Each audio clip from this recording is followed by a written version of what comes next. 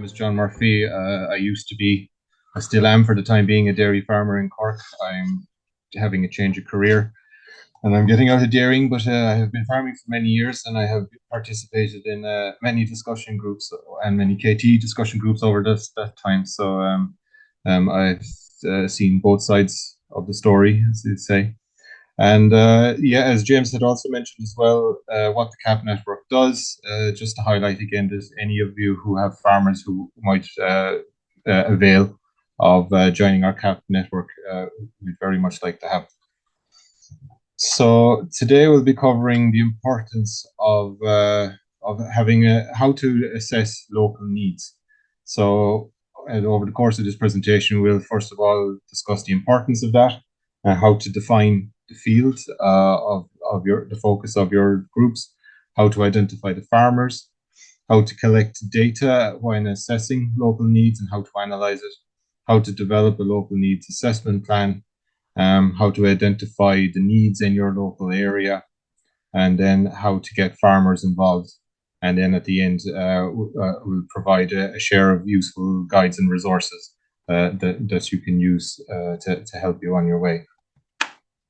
So why is assessing local needs important? Well, first of all, it helps to provide valuable data for long-term planning and development, and it helps in identifying gaps in services, infrastructure, or support systems that need to be addressed to enhance the quality of life for people in a particular area.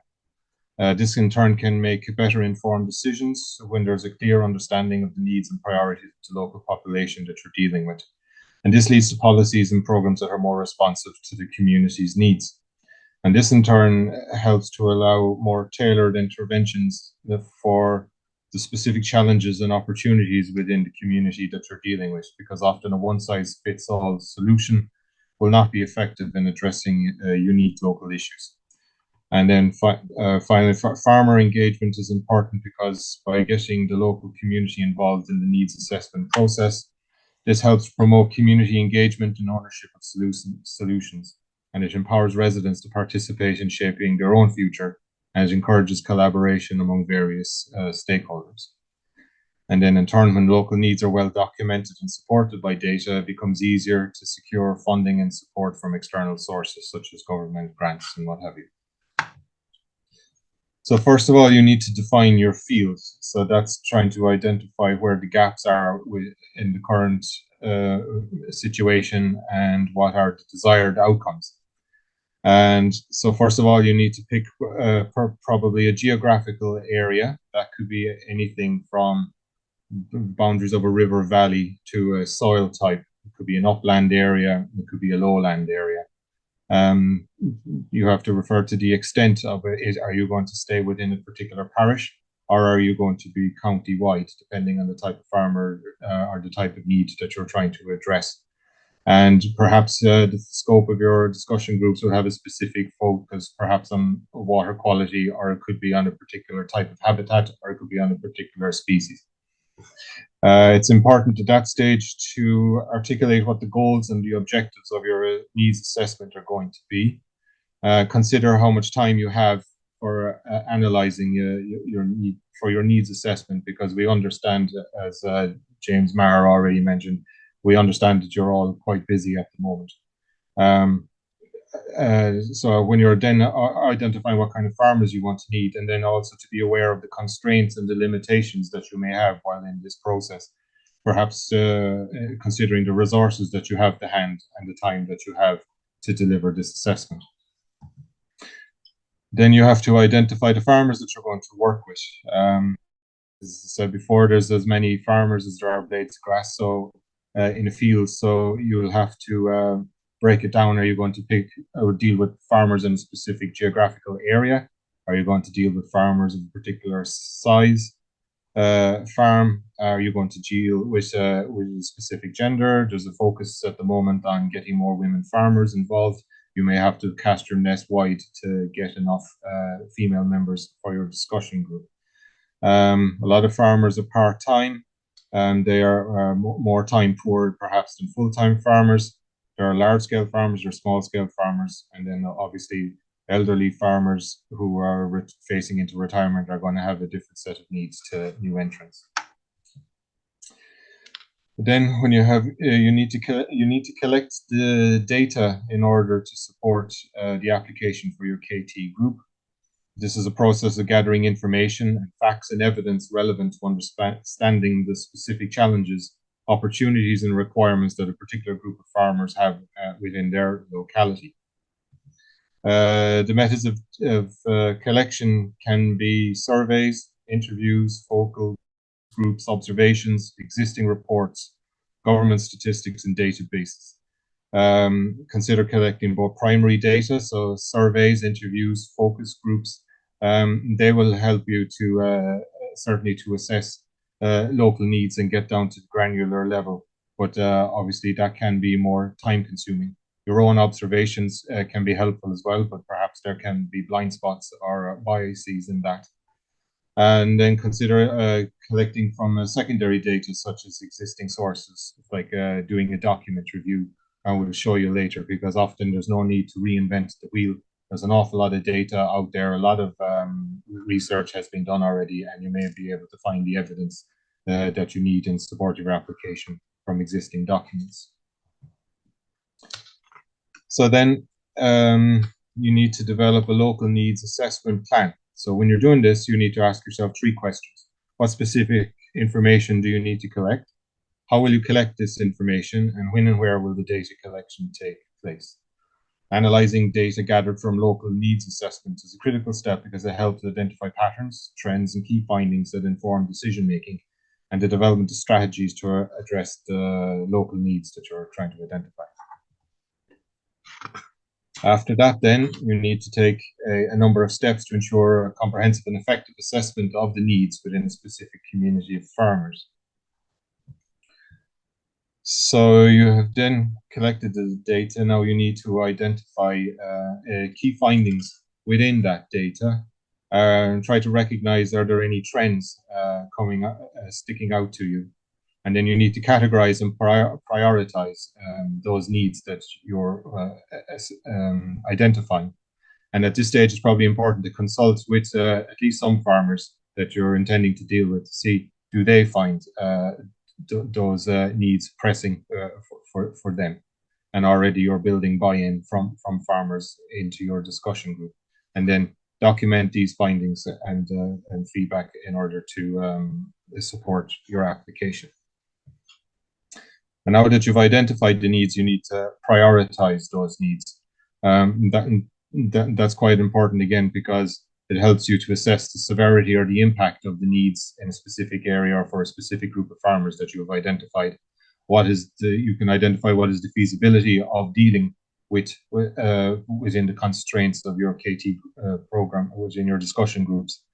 It's important at this stage to get farmer input and engagement. So perhaps you want to take your findings, you've ranked them in priority, perhaps take your top 4, go and speak to a few farmers and ask what are the ones that they most resonate with, that is most likely to get to a vibrant discussion group, and make sure that they align with the goals and the objectives of the KT program. Also try to consider hard to reach farmers, because many farmers out there many are more vocal and more social than others.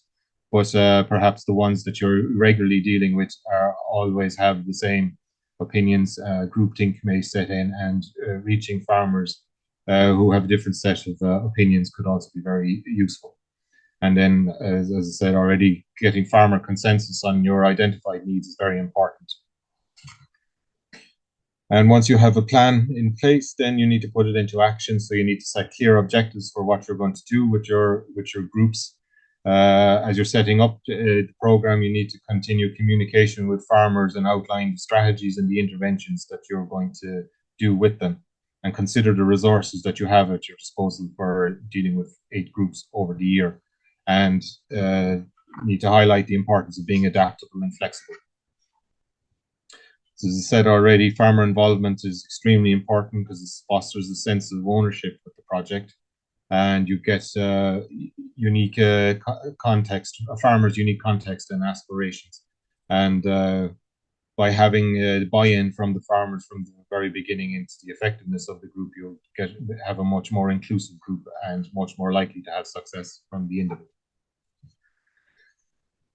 And it's important over the course of the assessment and over the course of the delivery of the groups, it's important to be able to review how it's going, speaking with the farmers. Is it going in the right direction, or do you need to change things in order to meet the needs of the farmers and to keep them involved? Obviously, with anything, there will be challenges, and it's important to be proactive in planning to overcome any challenges that may affect you, to be adaptable, to be collaborative, and to foster problem solving between yourself and stakeholders. So prevention through planning is important, because participating farmers are likely to come from different farming practices. They're all going to be different farm sizes, different age groups, and this can bring its own challenges. So finding ways to address these challenges already at the beginning can ensure the success at the end. And then as it's going on, monitor and evaluate how it's going. And as many plans don't survive first contact, so continually performing a monitoring and an evaluation process will also help to deliver a quality KT discussion.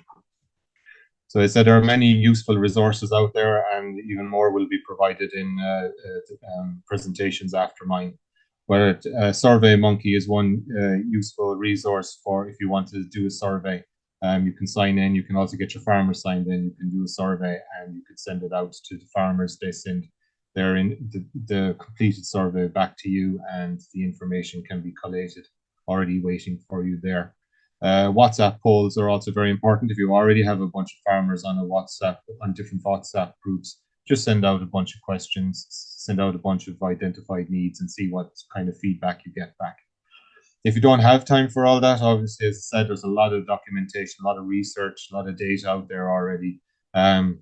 The Central Statistics Office is one useful source of information. And then there's also a wealth of information, perhaps more local to the area where you live at the local regional assembly levels. You can also conduct strengths, weaknesses, opportunities, and threats analysis for your local area. Very effective way of doing it, but of course, again, it's time consuming, as is focus groups. And then also the Environmental Protection Agency has a lot of reports from which you can draw evidence from, as well as the local development plans. And you can find all the resources in the links provided there. So in conclusion, basically, if you plan properly from the beginning, it's going to ensure a successful discussion group. And by engaging with farmers at the beginning, you're getting buy-in and ensuring the quality and ensuring that you'll have a successful outcome as well. So thank you very much for your time and your attention.